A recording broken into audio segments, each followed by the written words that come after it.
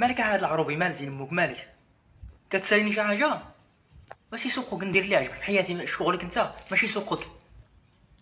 انا ما نخاف عن دين امك، ندوز فيه ما بغيتي ندوز فيه.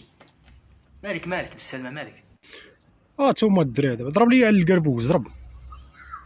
عرفتي حاقد على العرب وما كيحملهمش 100% كافي شي عربي فاش كان صغير فهمتي كفاه واقيلا صافي هو يحقد على العرب. هما الدراري عقلوا على هاد المارك هذا، خصوصا الناس ديال كازا عقلوا عليه. دابا راه غيبان لي هاد الحزاق ما خدامش، غيشد الكار وغيسمح في يفولكي ويطلع لكازا. المهم يجي عندكم بغا يخدم في شي محلابه ولا شي لعبه يجريو على الزام البن، فهمتي ولا لا؟ ما فيش شي يقدر يدير البنادم السم في الماكله ولا شي لعبه،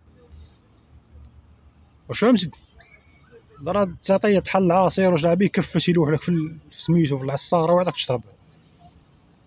شو كيدير سعوجو كيشي مالين هو قلت لك، فهمتي ولا لا؟ دابا الشلوح راه كلهم عندهم وجه واحد فهمتي، بحال ماذا اي شرح غتلقى وجه ديال بحال ماكو، الا ما لقيتيش دير وجه بحال ماكو راه ماشي شرح، فهمتي ولا لا؟